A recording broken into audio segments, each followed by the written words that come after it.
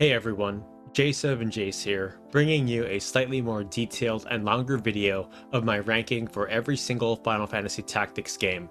This series is my favorite group of games, period, because of its characters, music, story, and gameplay. I just love the customization, strategy, and the countless ways you can play and replay the game. While I do prefer and like certain titles over others, there are just some amazing features and moments which I'll take into consideration. I'll be ranking each of these games in all areas from playability and much more. So with all that being said, let's get started.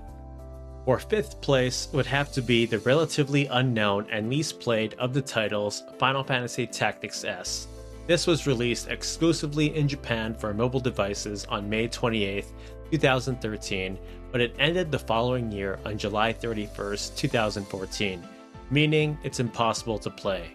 On top of this, there is virtually no video footage to go off of, but based on some research, its gameplay was largely focused on organizing a clan and party members to do automated battles in both the single and multiplayer modes. There were no moving individual units in fights like how we were used to, but instead we would line up units in front, mid, and the back row, and they would auto-battle each other.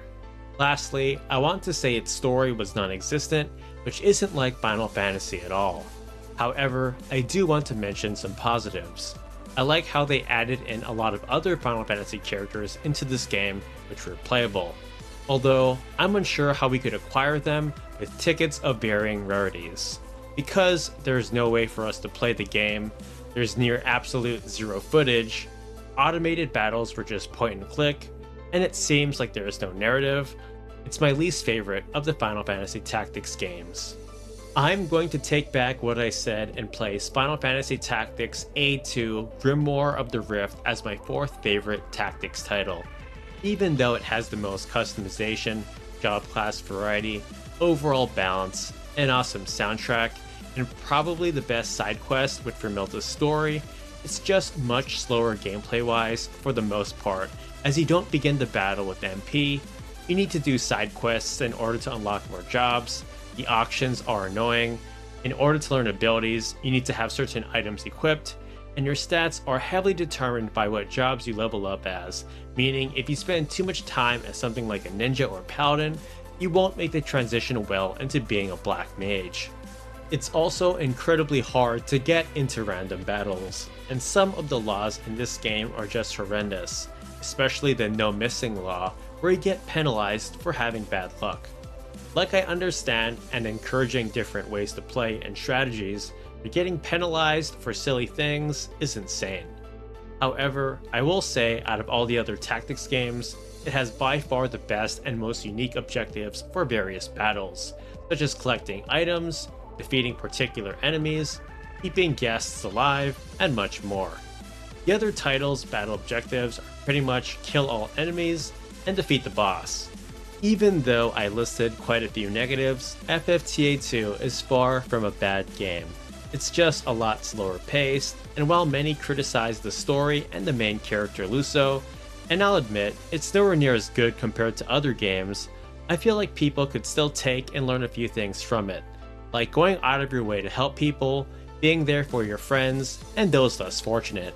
Just don't expect a dark plot with twists and turns.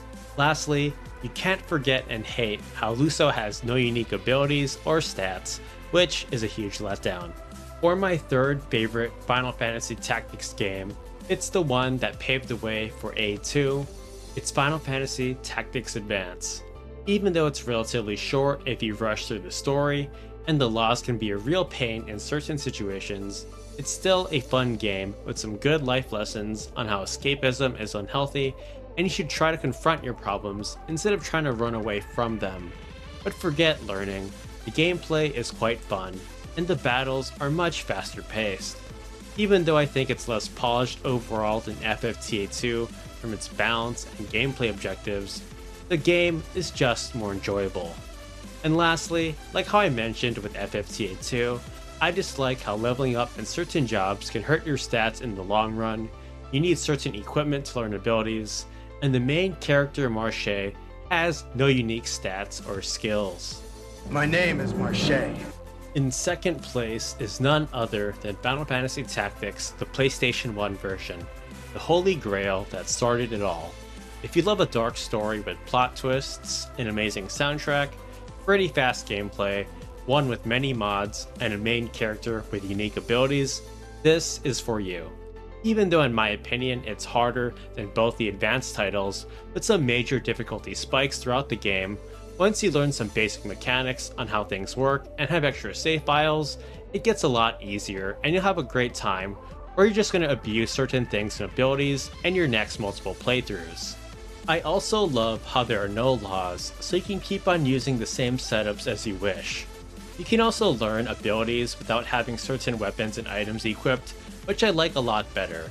And even though your stats are affected by what job you level up as, it isn't nearly as bad as in the advanced games, and you can always increase or decrease your stats with the Degenerator Trap. I hate to talk about the negatives, but I dislike how you can't retreat from random battles. Almost all of the unique characters that join your party have no additional dialogue or scenes later on into the game. And lastly, the Brave and Faith mechanics can be odd at times, especially with how high Brave can ruin your chances with Move Find Item. Overall, it's a fine game, and it's a personal favorite of mine. Now for number 1. The greatest Final Fantasy Tactics game is none other than the remaster Final Fantasy Tactics War of the Lions, its PSP version. Even though there is a slowdown on nearly all abilities, it has inferior sound quality, no ability quotes, and it has a new script. It does add several things though, which make the game just better overall. For starters, there are new jobs and characters for you to unlock, such as the Dark and Onion Knight, as well as Balthier and Luso. The multiplayer co-op features and PvP are just amazing, as some of these new battles are hard, and it's fun to play with and against your friends, and you can even unlock some new items. The newly animated cutscenes as well as additional story scenes were just beautifully done, and they can help clear up things that the PlayStation 1 version didn't really touch upon. There are also more side quests. Rafa and Merrick are also a lot better, as their abilities are more likely to attack the center tile and can even strike more times. Finally, Melidal's Divinite abilities can be used on monsters. While I love the PS1 version, these changes were all just great, and there are ways to remove the slowdown to make your War of the Lions experience that much better. Before I end this video, I have to give the mobile version of War of the Lions an honorable mention. Even though it has no multiplayer, apparently no way to back up your save file if you're playing on Android, no controller support, and the ability animations are too fast, it's still a wonderful port that you can play with on the go. This was my ranking for each and every Final Fantasy Tactics game that was ever released. Let me know which games you like the best in the comments. Take care, and I'll see you all next time.